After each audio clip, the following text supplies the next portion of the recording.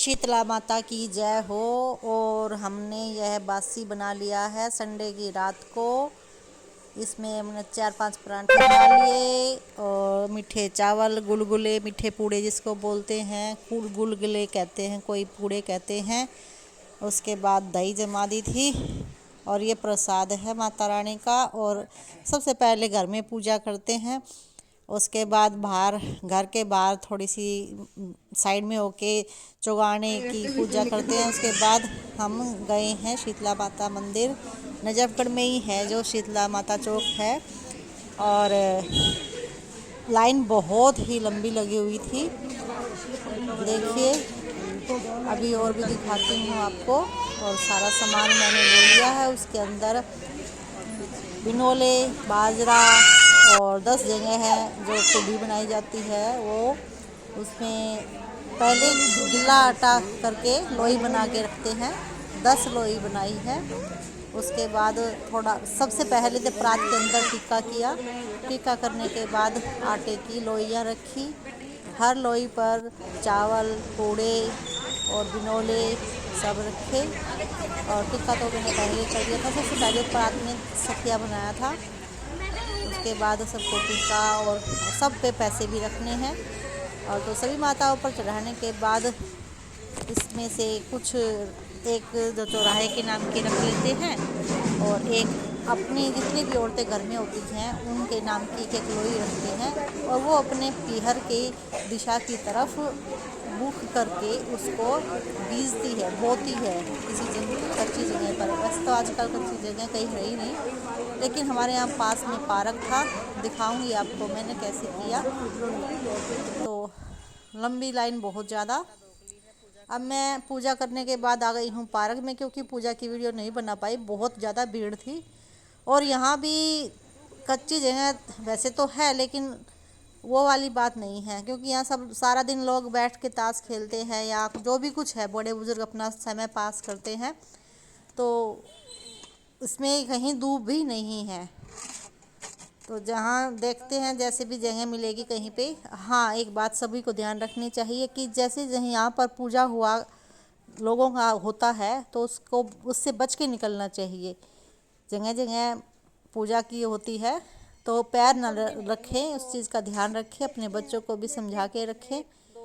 और इस साइड में मैंने थोड़ा सा पानी का छींटा डाल के, जैसी भी मिट्टी थोड़ी बहुत मिली वैसे ही उसमें बीजारोपण कर दिया है। उसके बाद कंकर उठाते हैं और 7 कंकर लेने होते हैं, तो छोटे छोटे लेने होते हैं। जैसा यहाँ तो कुछ थे नहीं, लेकिन मिट्टी की डलियाँ ही ले ली हैं। और इसको जब हम चलते हैं तो सारा परिवार पीछे होता है, कोई भी एक सदस्य आगे होकर इन जो कंकर मैंने ली हैं इनको अपने ऊपर से, यानी वैसे तो सबके ऊपर से होता, लेकिन उल्टा देखते नहीं है तो अपने ऊपर से वार के पीछे की तरफ फेंक देते हैं। अभी मैं इनको फेंकने ही वाली थी, लेकिन साइड से एक आदमी आ रहा था, बाइक की आवाज़ आ रही थी, इसलिए मैं रुक गई और दोबारा से मैंने ये किया है। उसके बाद चल दिए हैं आगे की तरफ। और साइड में यहाँ मंदिर भी है, मैंने सोचा चल आज मंदिर में भी हो आती हूँ। वैसे तो कभी आना होता नहीं है, बहुत ही कम आते हैं हम, बार त्यौहार को ही मंदिर में आते हैं। ज़्यादा पीछे दूर भी नहीं है, लेकिन बस आना ही नहीं होता। तो चलो आपको मंदिर के दर्शन भी करा देते हैं, कई बार आपसे करवाए भी हैं दर्शन, ऐसी बात नहीं है। हर द्वादशी को तो यहाँ संकीर्तन होता ही है, जैसा कि मैं पोस्ट पे भी डालती हूँ। और भंडारा होता है, पेड़ पौधे काफ़ी हैं यहाँ पर, हरियाली है। तो मैं यहाँ देख रही थी, हो सकता है यहाँ कहीं पर दूब मिल जाए, क्योंकि यहाँ भी थोड़े बहुत पौधे लगा रखे हैं। कहते हैं तो ढूंढने पर तो भगवान भी मिल जाते हैं, तो ऐसा ही मेरे साथ हुआ। ज़्यादा तो नहीं मिली मुझे दूब, लेकिन हाँ एक कहते हैं ना, डूबते को तिनके का सहारा, बस वही मिला मुझे। तिनका ही समझ लो, देखिए दिखाई दे रहा है नहीं। हाँ, मैं प्रात में रखती हूँ फिर दिखाई देगा आपको। देखो मेरे हाथ में है ना छोटा सा, थोड़ी सी दूब मिल गई है, इसी को ले जाके घर में रखूँगी। कहते हैं हरियाली अपने बर्तन में ज़रूर रखनी चाहिए, खाली नहीं लेके जाना चाहिए घर पर।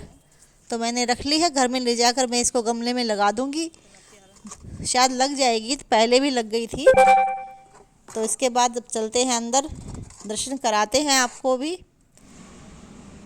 ये हमारा बाहर से दृश्य है और ये सुंदरकांड का पाठ होगा, उसका भी यहाँ पर बोर्ड लगा हुआ है। ऐसे तो है, कुछ ना कुछ तो होता ही रहता है हमारे इस मंदिर प्रांगण में। श्री ठाकुर द्वारा राधा कृष्ण मंदिर नरजफगढ़ में बहुत ही पुराना मंदिर है और यहाँ की जो भगवान जी साक्षात विराजमान हैं श्री कृष्ण राधा जी हैं। 10 अप्रैल 2025 को सुंदरकांड का पाठ है, जो भी आना चाहे आ सकते हो। बड़े अच्छे फ्लावर्स भी हैं इधर की तरफ। और अब मैं अंदर प्रवेश कर गई हूँ मंदिर में। यहाँ पर जल चढ़ाएंगे, देखते हैं। पीपल का पेड़ सबसे पहले और नंदी जी बैठे हुए हैं और भोले बाबा का मंदिर इधर। अब यहाँ से थोड़ा सा लोटे में जल भर के करती हूँ आगे भगवान जी की पूजा। आप भी मेरे साथ कर लीजिए, क्या पता किसका फल कब कहाँ किसको मिल जाए। मैं तो भगवान से यही प्रार्थना करती हूँ कि सभी सकुशल रहें, अपने घर में सभी खुशहाल रहें, कभी किसी के ऊपर विपत्ति ना आए और आ भी जाए तो घबराए नहीं। भगवान जी सभी की रक्षा करते हैं। और वीडियो ज़्यादा अच्छी नहीं बन पाती क्योंकि थोड़ा संकुचित रह ही जाते हैं, क्योंकि सभी लोग देखते हैं ना, तो थोड़ा सा उसमें परात में रख के ही जो मैं बर्तन लेके गई हुई थी उसी में रखा है मैंने कैमरा और पूजा कर रही हूँ। जल्दी से जल्दी करने की कोशिश कर रही हूँ क्योंकि घर पे भी दिमाग तो घर पे पड़ा रहता है। हम मनुष्य ऐसे ही हैं। मोटर चला के आई हुई हूँ और यहाँ मैंने पूजा की भोलेनाथ की।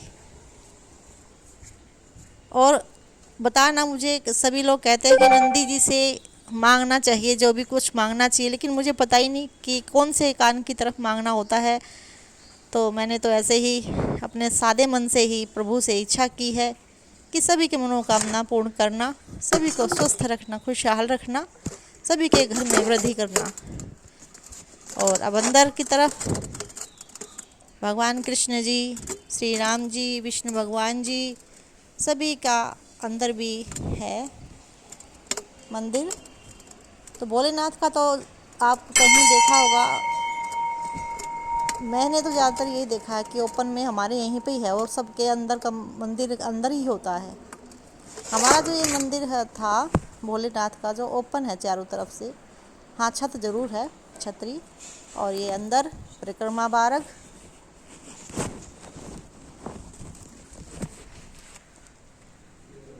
परिक्रमा करते वक्त कहते हैं कि कभी भी भगवान जी की पीठ की तरफ नहीं देखना चाहिए, ना ही हाथ लगाने चाहिए। लोग पीछे की तरफ लंबे हाथ कर कर पूजा करते हैं, वह गलत है। कभी भी भगवान जी की पीठ की तरफ नहीं करना चाहिए ऐसा।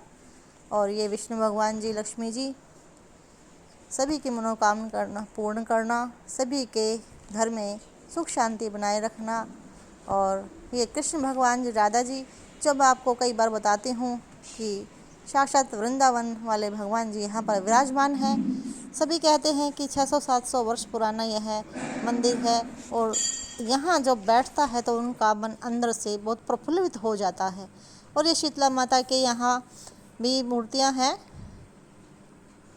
और शीतला माता सभी को खुशहाल बनाए रखे, सबके घर में शीतलता बनाए रखे। माता रानी की जय हो, शीतला माता तेरी सदा ही जय हो। बहुत ही सुंदर मंदिर सजा हुआ था और गुड़गांव वाली माता की हमारे मान्यता है और हमारे वहाँ नहीं जा पाते हैं, इसलिए अपने यहीं पर पूजा कर लेते हैं। सब जगह भगवान विराजमान है, कहीं भी पूजा कर लो, सबके मन में भगवान जी हैं। उसके बाद मैं आ गई थी घर पर और घर पर आने के बाद अपने घर की पूजा की जैसी भी हुई। और यहाँ पर भी हमारे शीतला माता हैं।